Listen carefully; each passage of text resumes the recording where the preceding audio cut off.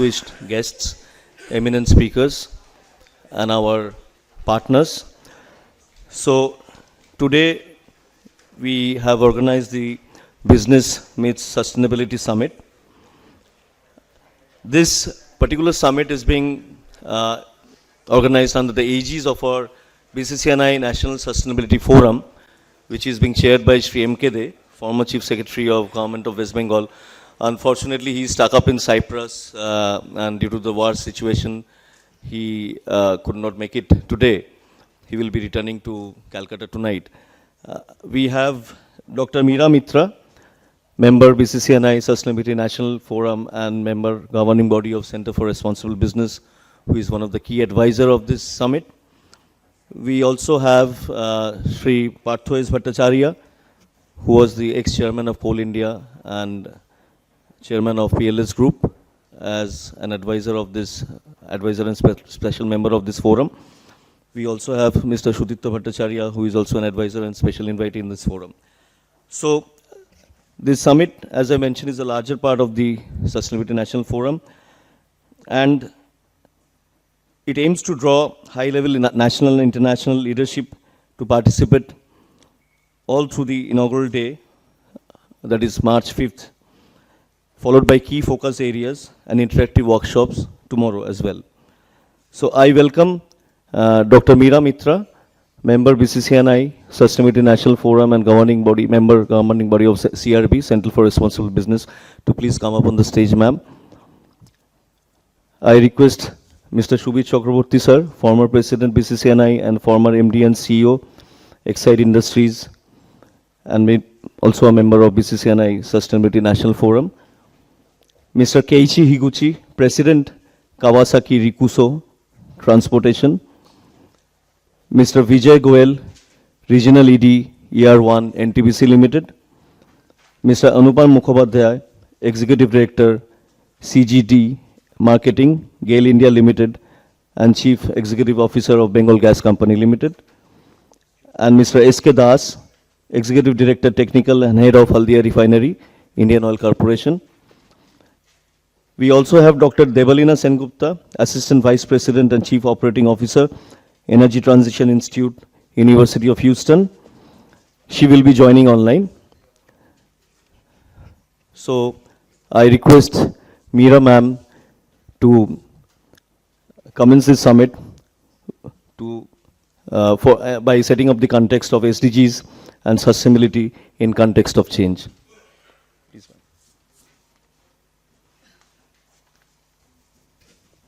Thank you, Abhishek Babu. Good morning, namaskar. It is my great pleasure on behalf of the BCCI Sustainability National Forum to welcome you all to this Business Meets Sustainability Summit. It has a sub-theme called Leveraging Business Imperatives and SDGs, Leveraging Science, Innovation, Technology, Finance for the SDGs. So the following sessions will definitely highlight all the technical aspects. I am here only to welcome you on behalf of the committee and also on behalf of the chair of the forum, Mr. Molay De, who was the former Chief Secretary of the Government of West Bengal. So the forum has very many distinguished speakers, distinguished members, and this is one of our early minted efforts in this direction. An abundance of front-runner initiatives, knowledge-sharing experiences, and networks are poised to unfold over the day. The distinct delegates and speakers and others, business and social leaders in the audience, special welcome to you. Ahead of this expose in the different sessions, I take this opportunity to share a few perspectives on SDGs and sustainabilities in the context of change. So in September 2015, we remind ourselves the UN Agenda 2030 for the SDG saw 193 UN member states, including India, commit to collaborative action for, quote, people, planet, and prosperity, and also, quote, peace and partnerships. I mention this because I know the context outside of this is fairly the opposite. Intensification of conflict and of climate events and economic upheavals. So the question, of course, is, can sustainability sustain? This actually needs a lot of driving, deepening the gains that we have had, and also acknowledging and understanding the significance of challenges and the new tools available to meet them. On the gain side, the very big gain is continued commitment to sustainability globally and by India is firm. The India in the recent VNRRR, which is the Voluntary National Review report, played a huge role a decade after the SDG agenda was set in 2030 in not only presenting all their various programs and prospects, but also presenting at the ministerial high-level political forum. So the country is behind this, and that is a very big kind of support. The recently concluded India-EU FTA, which is infused with the joint Indo-European strategic agenda, is sprinkled throughout, as I looked at it, with sustainability initiatives. And I think this will be a further impetus to the emerging activities and interests on this front. However, on the side-by-side, actually, business has been nudged into nation-building exercises since liberalization, and through a variety of methodologies, including from the early CSI guidelines in 2009, if anybody remembers it, to various stops on the way to the BRSR reporting, which now integrates ESG very strongly and is now part of the mandatory requirement. So we should all be pushing ourselves in that direction. However, on the challenge side, many things remain. The SDG index score globally and for India has been very sluggish and disappointing. But overall, and I look at the positive side, there is a trajectory of moving forward on a positive slope. So although the report, the latest report, 2025, says at the global level, there are 17 goals of the SDGs are currently on course, not on course to be achieved by 2030, according to the UN. India has moved up on the score, SDG score during this period, and also pulled up its rank on SDG and sustainability to 99 from 167 nations. So going forward, about the challenges that I see for us as a country is that it is important to recall that Agenda 2030, which 193 nations committed to in 2015, had one overarching pledge, among many others, but there was only one pledge which was overarching, which was, quote, leave no one behind. Now this came with the vision that as people got incorporated more and more into the prosperity and participation process, then prosperity will grow. So, and for this particular pledge in the in the agenda, in the preamble of the agenda, is very important for India. So ahead of March 8th, which is Women's Day, which will be celebrated globally a few days from now, the spotlight is on the need of speedier action to drive greater participation. The kind of information which is coming out is giving us a more important sense of where we are going. So according to the World Economic Forum 2025 Gender Gap Report, it'll take 127 years for gender parity to be achieved. And that is 5 generations from now. This is the reality that we are working with. For countries like South Asia and East Asia, it'll take longer. So in the WEF Gender Gap Report, India 2025, India is ranked 131st out of 148 countries. And so there's a long way to go. Additionally, there is also information how even in the formal pipeline, this whole thing about women includes everybody, but in the formal pipeline, recent studies have shown that at entry level, women are there 33%, although they are, as graduates, they are about 48% of the total graduates. So they're 33%, with the remaining being filled by men. And as they go up the formal executive ladder, that percentage slips very strongly and slowly, rapidly. So this is the McKinsey Gender Gap Report 2025. Now how can all this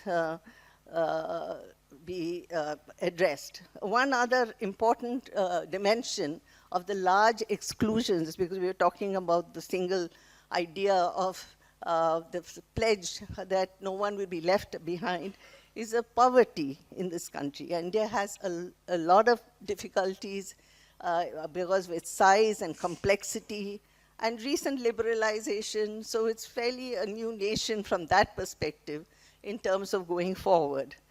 But the 4th largest nation of the world, which we'd like to be, despite reduction in poverty, still has 365 million people living in highly vulnerable conditions. So the poverty is divided into extreme poverty, normal poverty, and highly vulnerable conditions. So that number is 365 million, and you can keep dipping in and out of that whole process if you don't have the necessary support. So what is the kind of support that is necessary there? And here I want to say there is, of course, a huge impact of gender sensitization, because you are inculcated with codes from the time that you're a child, from the time you're at birth in a rural area. The dye differentiates between a male child and a female child in terms of the compensation. With the male child, of course, you get much more. The other thing is, of course, we don't do enough. And I'd like to share, with the permission of the Consul General of Germany, Ms. Barbara Voss, I was so delighted to get a letter from her which said that I don't do only male panels. So she will only appear if there is a woman there. So I'm the representative on this panel, and of course we have another woman also. And I am happy to tell Ms. Voss that this was done even before she had that letter there. So this is a kind of push that we have to give. And she informed me during our conversation recently that even men push that and say that I will not be there if there is not a woman represented on the panel. I hope we can take a cue from this, and Bengal Chamber can initiate this process and encourage that demand. So let me come back quickly to what is it that can be done.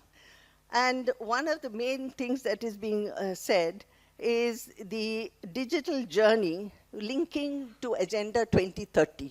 And here again, in the VNRR report, which is the high-level report which is presented by India in the global international gaze, the digital journey is described as, is described as being linked to Agenda 2030. And there are a number of initiatives mentioned there as to what is happening already, platforms that are being used, and so on. We also have the whole approach of the government is all of society approach, which means that you have to take all the stakeholders into consideration. So here also, we have the stakeholders, which means all the constituents at the national, state, and lower level. Now, all of this change, where we are using these new technologies, and then we are moving forward into speed. We're really looking at speed of transition when we use of technology. And AI has come hitched to the wagon of innovation, science, finance, and technology. And it is propagating or is promising, in the words of one of our AI global leaders, abundant sustainability. So this abundant sustainability, of course, is something that everybody would like, but I think we are all mindful that there is also interim abundant redundancy before we catch up again on the resilience path. So those things have to be managed, including the digital penetration and all the rest of it, the gender sensitization. So what are the kinds of actors that we need to do this? And one of the other things which I mentioned before I conclude is that the AIP index, which is the AI preparedness index, India ranks below the East Asian countries and East and South Asian countries, a little, but well above the sub-Sahara group. So there is an alignment with North American countries leading, then Europe, then developing nations, developed nations, then you have the East Asian countries, and then you East and South Asian countries, sub-Sahara. So there is this alignment. And what does that mean when you talk about digital transformation?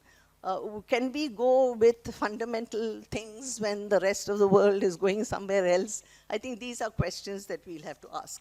So I will end by asking this question: what is the kind of person, what are the actors we need to bring this transition of trickling up from the bottom and contributing to the whole issue of prosperity and sustainability? Of course, all the sessions here are talking to specific issues, and all of them, there's no SDG which does not have an indicator which talks about something relating to access and affordable things for the people. So whatever SDGs you are talking about, and the importance of how you're going and the speed with which you're taking this forward, these things will all be there.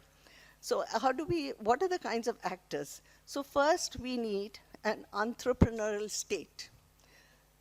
That means a state which is nimble, strategic, working in partnerships. And I think that movement has begun, but more of it has to happen. The second is the public-minded business. So integrating deeply the people, planet, profit into the business models. And I was looking at the latest NSE report 2025 on ESG integration with a group called the SES. And it's clear that things on the environment, energy, and governance are highly invested in, whereas the social sector is really very low on that field. So I think from hearing this from NSE, and I think this is signaling the direction that will be expected in the future. I think these studies are important signals, and then also what's happening globally. So the entrepreneurial state, the public-minded business integrating deeply with ESG. There's also emerging trends of venture philanthropists, which means not just a philanthropist, but one who tries to get to the goals in a very systematic way. And of course, explored at the other end was Gandhi's Economics of God trusteeship, which is a spiritual awakening of process. So that is into the future or into now even. And finally, the first mile community civil society. The civil society and community are famously being talked about as the last mile contributors, linking the gap. They have to take a role in becoming the first mile in the design process and taking this forward. So with those few words, I thank you, and thank you very much for giving me the opportunity to speak. I just wanted to say one word, which is already mentioned. Mr. Molay Dey, former Chief Secretary, maybe I said it, he has been held up in his travels, and he would have been here to introduce you in person, but he sends his apologies for not being here. Thank you.